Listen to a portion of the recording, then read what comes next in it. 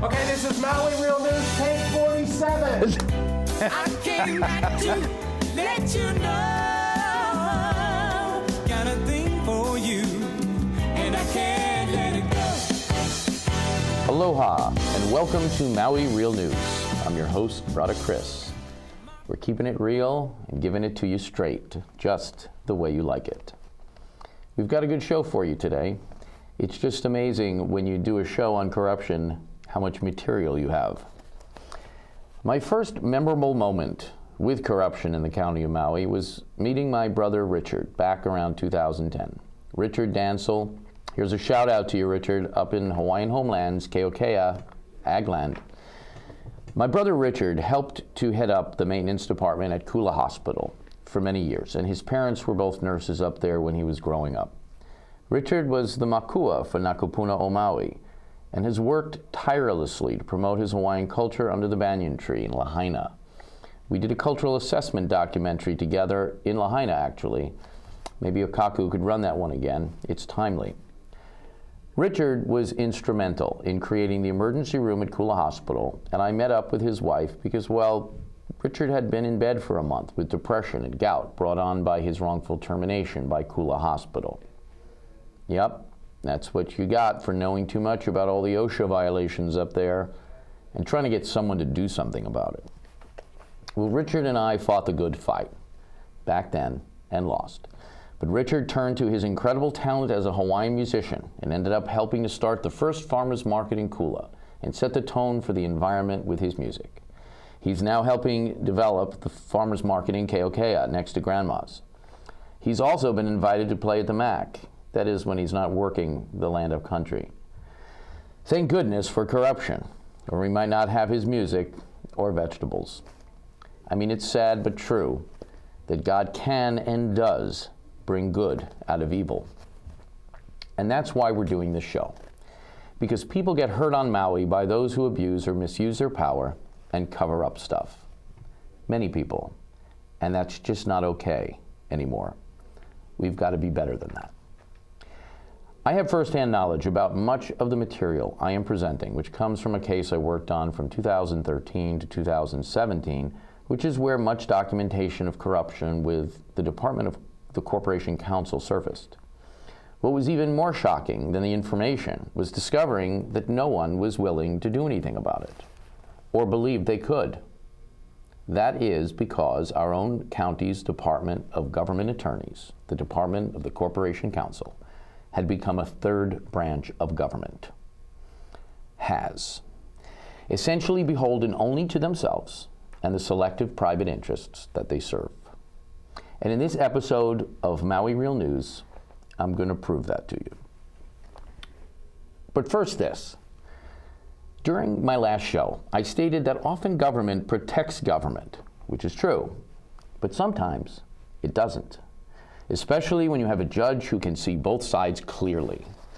The judge I am talking about is Judge Cahill of the Circuit Court.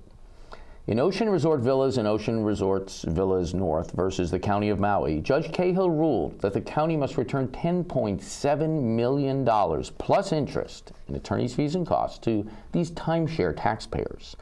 The court ruled that, quote, the purpose in issuing the amended tax assessments was illegitimate, not as part of its routine taxation function, but as a weapon against the plaintiffs because of their litigation, and therefore against their rights to substantive due process under the Hawaii and U.S. constitutions, unquote. Wow.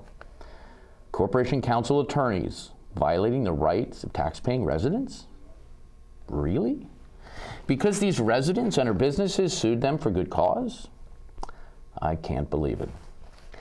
Maui Now reported that Judge Cahill determined that the issuance of the amended assessments was orchestrated by none other than the county's lawyers because the timeshares brought suit and continue to aggressively pursue their rights in court.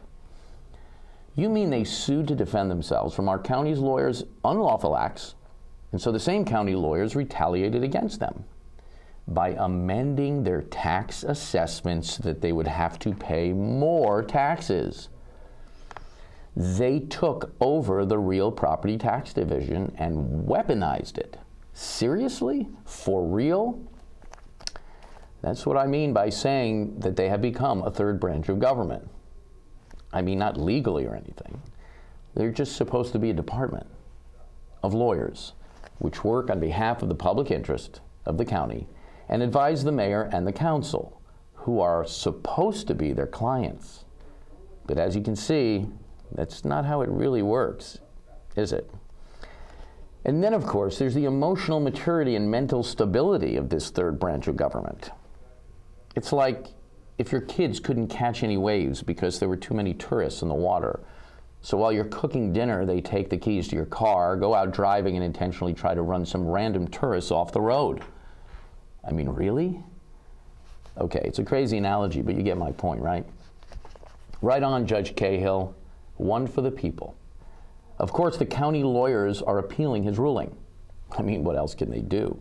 They just cost the county over $10.7 million, plus interest, plus attorney's fees and costs for the timeshares. And you wonder why programs which help people in our community and come to the county for grants are hurting for money? Wow. Wow, wow. We are going to try and produce at least one Maui Real News show every couple of weeks and see how we do.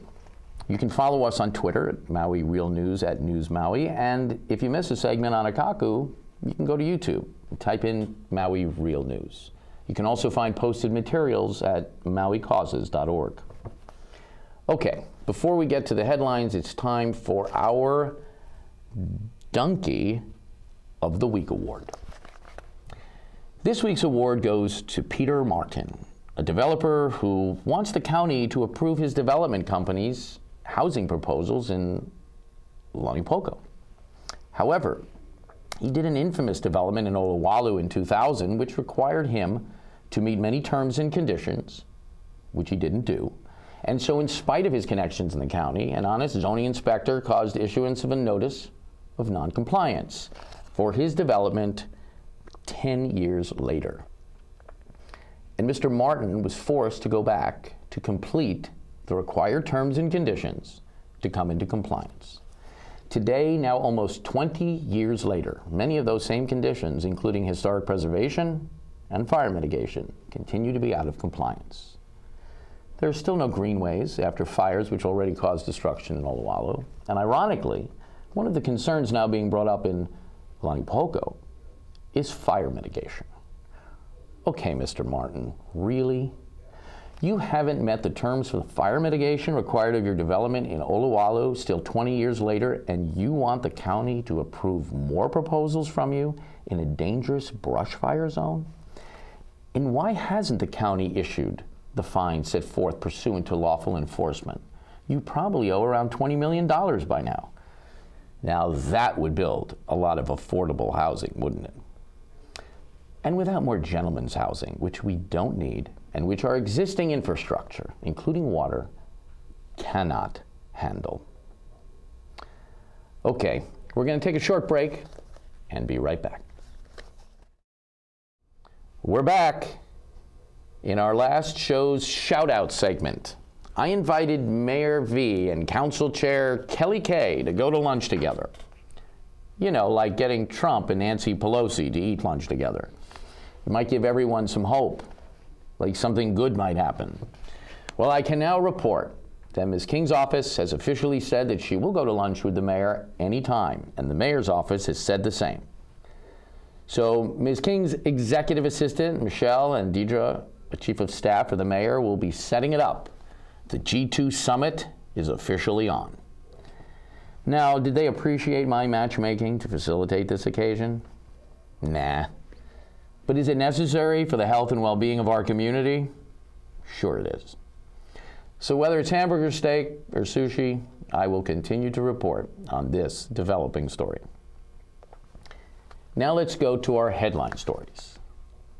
What's been called the biggest corruption scandal in Hawaii, in an AP story published in the Maui News, the former Honolulu chief of police and his wife, a deputy prosecuting attorney, were convicted of conspiracy and obstruction of justice, with more charges pending for the convicted former deputy prosecutor.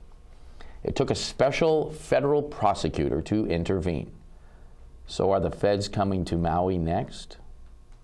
By the way, I have it on good source that what you see in the paper about their convictions is just the tip of the iceberg. So stay tuned as Honolulu effectively is cleaning house from the police commission to the chief of police. It's great news for the people of Honolulu County and for the honorable men and women in HPD that had to work in such a toxic environment and still do their jobs. Sound familiar, Maui?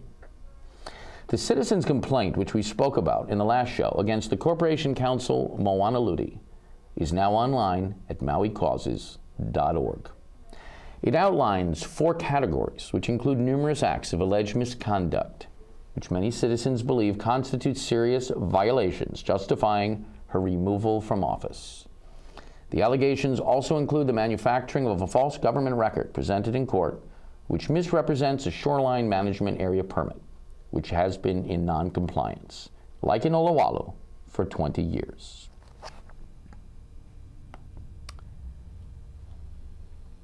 I want to connect the dots to show you why what I'm talking about matters so much to the future of Maui. You all remember Montana Beach, right? The county attorney spent millions of dollars defending an unlawful decision by the administration to act outside its authority. We now own the property at a price tag which cost the county about $11 million. At Palama Drive, again, Department Director Milton Arakawa violated county rules and with the support of the county attorneys, Mayor Arakawa acted outside his authority to allow it. Again, county attorneys then defended his and their unlawful acts at a price tag of millions. The mayor lost the next election over it, but Corp Counsel stayed on. We now own that property, again at a price of about $13 million. In total, between the litigation and the cost of these properties the county had to buy back from the developers after years and years of costly litigation, the county spent all this money and one of these properties continues to sit and gather dust while we scratch our heads about affordable housing. And you ask, was there ever a plan for affordable housing developed for Palama Drive? Yes. It was worked up for over a year with a nationwide workforce housing expert and an affordable housing developer. You know where that plan sits right now? The proposal designs, etc., $70,000 worth of work product sitting in a garage. Why did that happen? Well, because the former Corporation Counsel, Patrick Wong, decided not to tell anyone on the council about it, and instead he advised the county to buy back the property from the developer for about $11 million. Interestingly, and about the same time as this buyback took place, Mr. Wong then came into lots of money in alleged gambling winnings, which have never been accounted for. I don't know, just saying. He was asked during his confirmation by a council member for his tax records related to these winnings. He said they existed, but he just didn't have them. The top government attorney loses his own tax records. Believable? I'll let you decide. Unfortunately, no one requested that he take the 5 minutes that it would take online to obtain a copy of his W-2G. The gambling casino sends a copy of W-2G earnings to the IRS. It takes almost no time at all to request a duplicate copy. So he told the council during his confirmation hearing that they existed, yet he was never asked or required to produce them before he was confirmed to find out if he was telling the truth. Wow. In Ms. Lutey's case, she made false statements to questions during her confirmation hearing, which have been verified and are spelled out in the citizen's complaint. Check it out. So let's examine some of those allegations against the current Corporation Counsel, recently confirmed, Moana Lutey. As a reminder, both Council Chair King and the chair of the Economic Development and Budget Committee, Keani Rollins-Fernandez, voted against Ms. Lutey's confirmation, and with good reason, I believe. Remember that notice of noncompliance issued to Peter Martin in 2010 for failing to complete around 9 of the terms and conditions required of him as a developer in Olowalu? Now, here is a signed agreement by Mayor Victorino when he was mayor-elect to issue a similar notice of noncompliance to a developer in a subdivision on Lower Honopilani Road. This agreement with the mayor was supposed to be performed no later than January 2019. Has the notice been sent out to the developer? Nope. Why not? Well, maybe the permit as Corporation Counsel submitted in a declaration to the court was closed. The day was open, so nothing to fulfill. Nope. The SMA documents, which are public records, show clearly 2 extensions granted to developer Lot 48A LLC, aka U Farrington, to fulfill the required terms of his Shoreline Management Access Permit, otherwise known as an SMA permit. So how could the permit be closed on the day it was opened, as stated by former Director of Planning William Spence and argued in court by Corporation Counsel? Answer: it couldn't be closed the day it was opened. Impossible. I was the paralegal in a case relating to those documents, and I went to the Department of Planning and asked them to call up the permit number. They didn't know who I was, and I didn't say. They opened the documents in their Kiva system and said, "Oh, this permit is expired." The permit was expired and unfulfilled, which is why the mayor signed an agreement binding the county to issue a notice of noncompliance. So then why is it not being issued? 2 words: cover up. The same Corporation Counsel attorneys that have defended the unlawful subdivision this permit is attached to contains a fraudulent order of magnitude estimates by the developer and his associates, which include the former Director of Public Works, Milton Arakawa's land planning firm. These estimates, which resulted in the developer being able to get a minor permit, should have been a major permit with required public hearings and environmental assessment. This developer, who easily made an extra $2 million as a direct result, has never been made to come into compliance with his SMA permit in violation of the Federal Zone Management Act and county rules and procedures. The mayor is being obstructed by his own corp counsel from fulfilling his obligation. Ironically, those same attorneys are creating more liability for the county right now as a result. Which branch of government will prevail? The mayor or the department of the Corporation Counsel? Oh, that's right. The government attorneys aren't a branch of government. They work for the mayor. He's their client, or he's their client. All the information I discussed is a small part of the citizen's complaint that you can view online. An update on Eric Paulson's case. Remember, that's the upcountry water bill ordinance, which was used by 2 deputies of the Corporation Counsel, Mr. Kushi and Ms. Oana, to unlawfully shift the cost of commercial and real estate developers' roadway infrastructure improvements island-wide. Corporation Counsel recently refused to put Mr. Paulson's settlement proposal on the agenda for Chair Mike Molina's Government Ethics and Transparency Committee. Also, Corporation Counsel is clearly conflicted in its representation of its own attorneys and the county in this matter. We, the citizens, recently passed an amendment to the county charter giving the county council the ability to get their own legal advice, not from Corp Counsel, but from their own council attorneys and council services. So I asked attorney David Ratz of Council Services what he was going to do about this. He said he was going to give direction to Council Chair Kelly King. I asked when we could anticipate him doing that. He stated, "I don't know." I said, 2 weeks, 2 months, what? Give me a general idea. Mr. Ratz said, "I can't do that. I haven't reviewed all the facts." I said, "Well, David, your direction to the council chair will come in the form of a legal memorandum, right? I mean, you're giving her legal advice, correct?" Mr. Ratz said that he wouldn't say if it would be in writing or not. Come on, Mr. Ratz. You can do better than that. The people whom you serve in your government position deserve better. I informed Mr. Ratz that the public was concerned about this matter and we would continue to watch this case closely. Mr. Paulson is seeking accountability from government officials, and county attorneys must stop retaliating against and vilifying the whistleblowers who bring financial recovery and accountability to the county. It's the fox guarding the hen house, folks. Mr. Mayor, what are you going to do about this? And are you going to perform on your agreement to issue the notice of noncompliance to that developer? So here's my manao.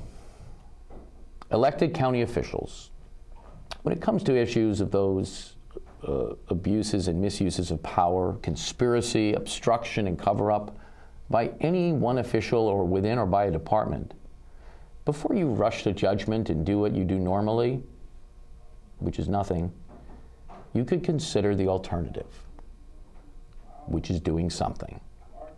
Just a thought. Ask questions. Use your powers under the charter to investigate. When you find wrongdoing, take action. Use your voice. Take a stand. Must we wait for the feds to come to Maui? The Department of Corporation Counsel has become a separate branch of government, a department which only answers to itself. It's not the way the county charter established the two branches of government, which the Department Corporation Counsel is supposed to work for. Attorneys always work for their clients, not against them, not without them, and not around them. Thanks for watching. Continue to watch us on Akaku. Look for missed episodes of Maui Real News on YouTube and follow us on Twitter. See the citizens' complaint against the Corporation Counsel Moana Lutey posted on mauicauses.org. We're dedicated to keeping it real and giving it to you straight, just the way you like it. Malama Pono. I came back to let you know.